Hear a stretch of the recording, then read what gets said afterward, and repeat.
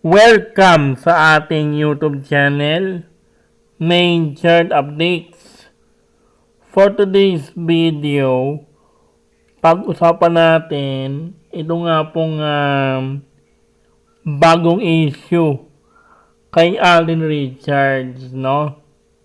Ewan ko nga po ba, mga kaaldab, bakit nga ba na-link itong si Alden at saka itong si Shanti na isa nga pong contestant dito nga po sa Stars on the Floor. Di po ba? Medyo maganda rin yung si Shanti, pero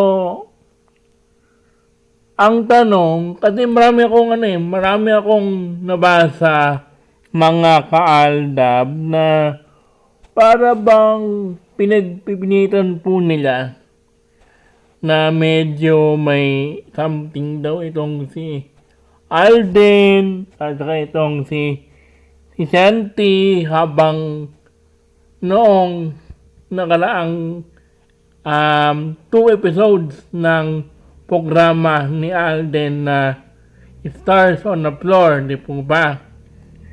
Yung celebrity dance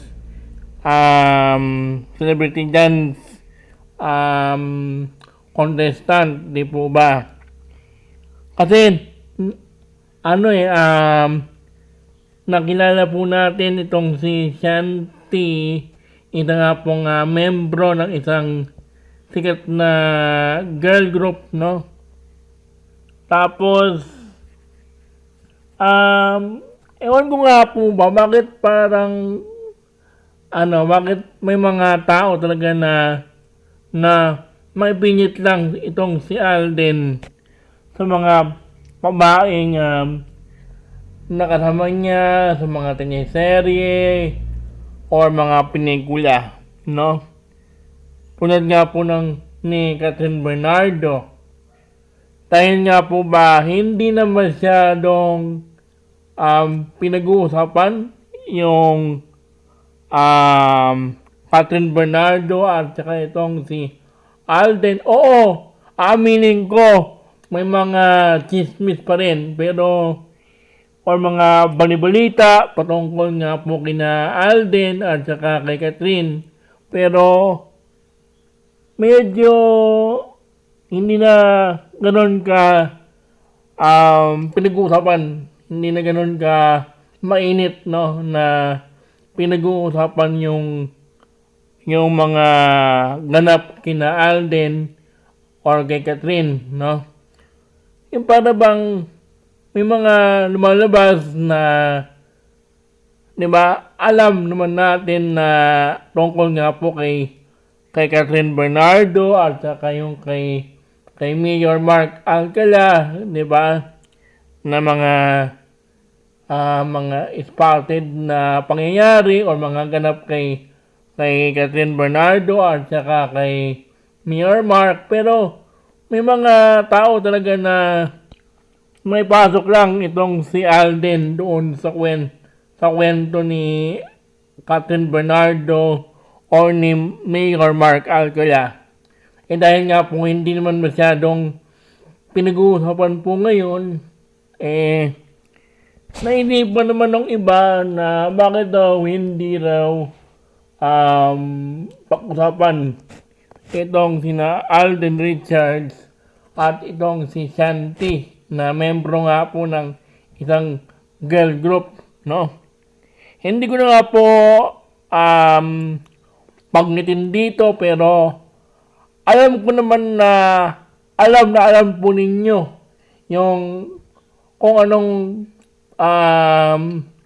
girl group kung saan kabilang itong si Shanti, mga kaaldab. Dahil nga po nabanggit na nga po ito ni Alden o ng GMA noong nag-umpisa yung Stars on the Floor, no? Tandaan po natin na contestant lang itong si Shanti at yun lang po yung kanyang trabaho doon, or sumali nga po siya doon para ipamalas or ipakita ang kanyang galing sa pagsayaw. Di po ba? Huwag nating gawan ng issue itong si Alden at saka itong si Shanty dahil wala naman po silang wala naman po silang feelings, no, na pinapakita doon sa programa. Medyo yes, aminin natin, medyo may itsura itong si Shanty, pero tandaan po natin na mayroon na nga pong asawa itong si Alden na tinatago, no, at mga anak, no, na sabihin natin ayaw pa nilang aminin ni Maine, no, kahit nasabihin pa natin na may mga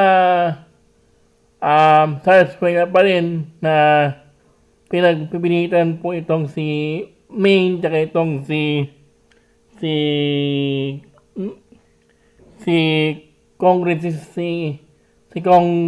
congressman, 'di ba? Na abangan po natin 'yan, mga kaaldab. Yung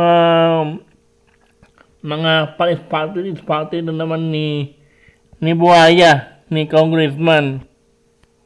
'Di ba? Na dahil nga po malapit na nga po yung yung birthday ni Maine ngayong March 3, di ba? Sigurado po ako na may mga party na naman yan, may mga birthday parties na magaganap, no? Sa mga army, yan, sige. Pero deep inside, kahit nasabihin pa natin na walang army, pero andyan pa rin po sila. May mga fans pa rin po sila na naniniwala sa mga pakulo ng grupo ng Sarsuela, mga kaaldab, no. Pero tandaan po natin na itong show ni Alden, no, maganda to para po sa akin, wala naman pong masama doon sa sa programa ni Alden, pero yung mga tao kasi, no, ay gumagawa lang po sila ng kwento para mapag-usapan or gawa ng issue itong si Alden dahil nga po daw sinasabi raw nila or ni Alden na single daw siya. Kaya malamang na baka sakali na feelings daw itong si Alden or makita niya yung girl na gusto niya sa katauhan ni Shanty. No, mga kaaldab ba?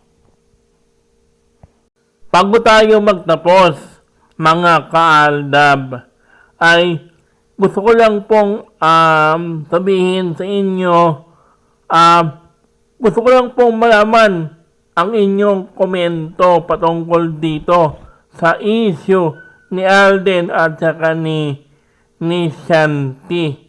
Hanggang dito na lang ang ating video.